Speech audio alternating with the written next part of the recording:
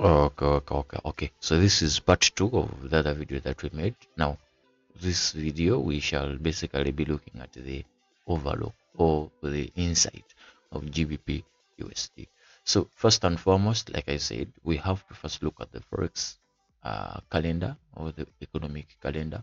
Now, looking at the economic calendar, they already said the advantages of looking at the economic calendar. So we have very important uh, things that are coming up. Number one, we have the CPI coming up this week. So when we go to forexfactory.com, so we shall be seeing this week on Tuesday. On Tuesday, we shall be having the governor of the Bank of England speaking. So we shall be having the chairperson of the Federal Reserve speaking. On Wednesday, we shall be having CPI, and also we shall be seeing that the chairperson is coming back. Okay, Powell is coming back. On Thursday, we have the GDP of the British, and then we have the PPI and unemployment claims coming up on Thursday still. Then on Friday, we shall be having retail sales. So this is how the economic calendar is lining up. So economic calendar is saying that starting from Tuesday, Wednesday, Thursday, Friday, we shall have periods of high market volatilities. So the time is indicated. So that means that whenever it gets to Friday this time, you have to be ready. Whenever it gets to Thursday this time, you have to be ready. Wednesday this time, you have to be ready. So this is the importance of the economic calendar. So number two, after looking at the economic calendar, we go ahead now to analyze. So we start with the higher time frame to give us the general market structure. So the higher time frame I consider is the daily time frame. I don't go anything beyond that.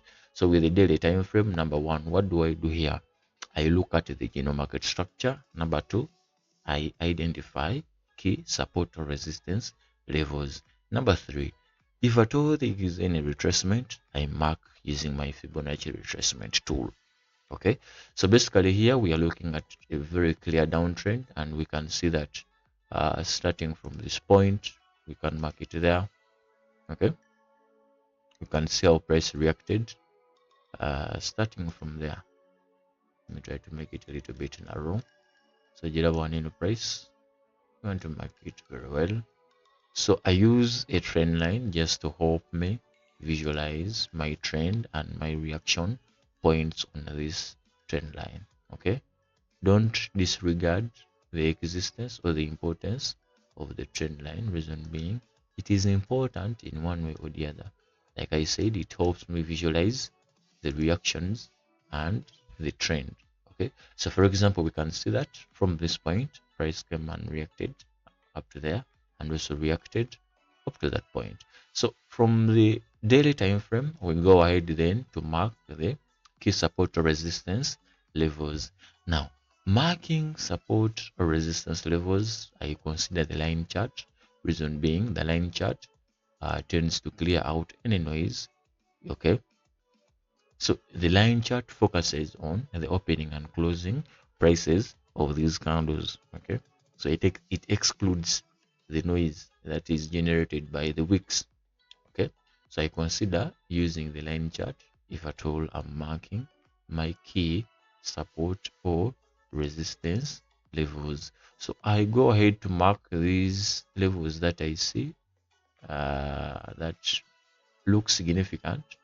For example, these levels that I'm marking, I go ahead to place my tools there so that I have them very well.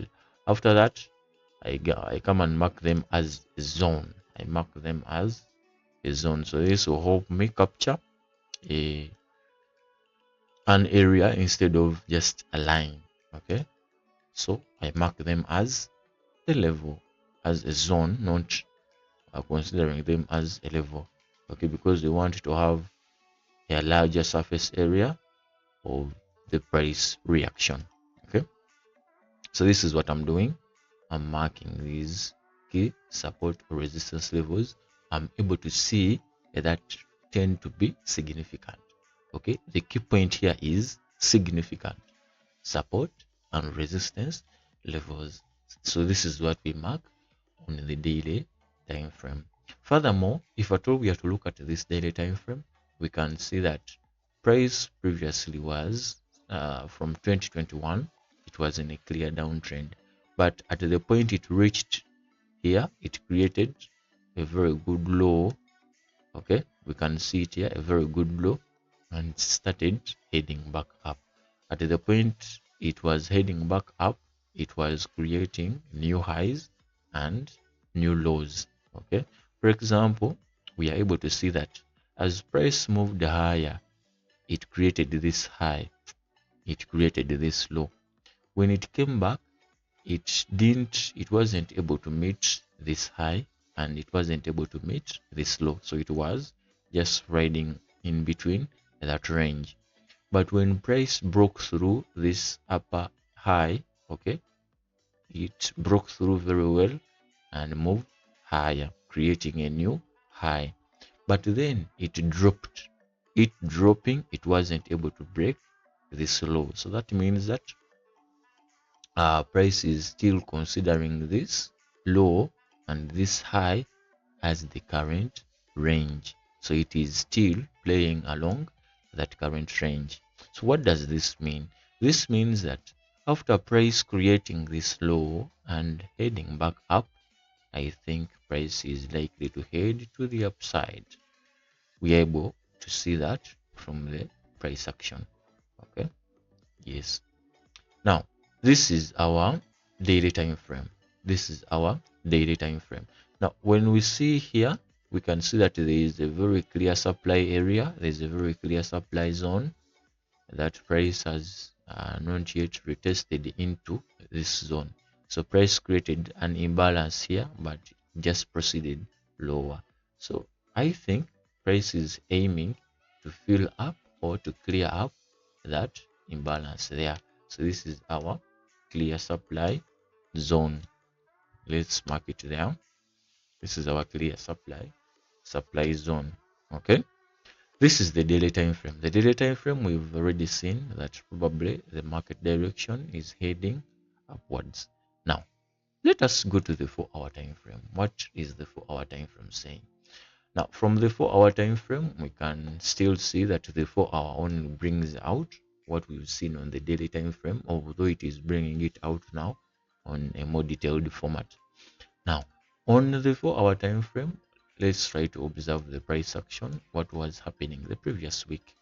So at the start of the week, we had this new week opening up, whereby we all know that the president of the United States introduced tariffs on Canada, China, and Mexico. That is why we had this drop in the price of the exchange rate. Okay, so we saw that the week was generally a bullish week, although as it was getting to Thursday, you see that we had this downward movement. So let me bring in my Fibonacci retracement tool. Okay, I place my low there, I place my high there. So what do I see? I see that my golden ratio, okay, my golden ratio, which is a 0.61 and a 0.786, is a perfect alignment with this support area that we marked. So this means that I think when price comes to this point, we shall head higher. Okay, so we shall first wait for price to retest into this area before we head higher. Okay, so using our Fibonacci retracement tool, we can see that this equilibrium point of the 0.5, price broke through it and broke through it the second time. Okay, so this one is no longer valid, this 0.5%. So we think price is coming to this area, or we could have a week, okay, moving lower up to the 0.786 before we can head lower, before we can head higher. So this is the 4-hour time frame. So we can see that this trend line was broken, price retested onto it very well here, it moved higher, but then the upward movement wasn't it didn't last long. So we had this uncertainty that occurred, and we created this new week open gap, but then price later showed interest in the upward direction.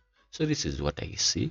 I see we are heading higher after price coming back to one of these levels, the 0.75 or the 0.76. Okay, so when we go to the 1 hour time frame, still the 1 hour time frame just gives us a larger picture. Okay, just gives us a larger picture.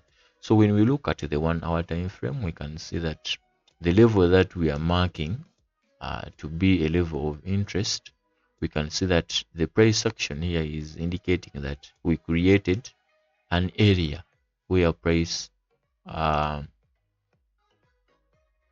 you see we created this area, this one. So we shall go to the candle chart and see the candlesticks there. So you can see that we created a very good level of demand in this area. So you can take that level. So we created a very good level of demand in that area. So I think at the point where price is retracing back, it will be targeting this demand area before it can move back up. So on an overlook, this is just an overlook of what the GBP USD will look like. Okay, it is we are not saying you enter here, no, we are just giving the overview of the market. Okay, an overview of the market. Anything can change along the week, but this is what I see now. The forex market is very dynamic, and you can't conclude with what you're seeing before the market open with what will be happening on Tuesday or Wednesday. So anything can happen along the week. Never know. We shall be back and try to reanalyze in case anything changes. But as of now, this is what I'm seeing. The GBPUSD is heading for long entries this coming week. Thank you so much. I think I'll be posting this on YouTube too, so that it is kept. I continue to encourage those that have not yet subscribed to our YouTube. Please do subscribe. You can also go ahead to comment on our videos so that we have something to work about. We could change something. You could suggest something. You could ask something. Okay, so we appreciate feedback. So thank you so much. This is just a short clip. We shall be having many of these as time goes on. So this is basically what I see. Okay, that demand area, we wait price to touch in there before we head higher. Thank you so much. See you in the next episode.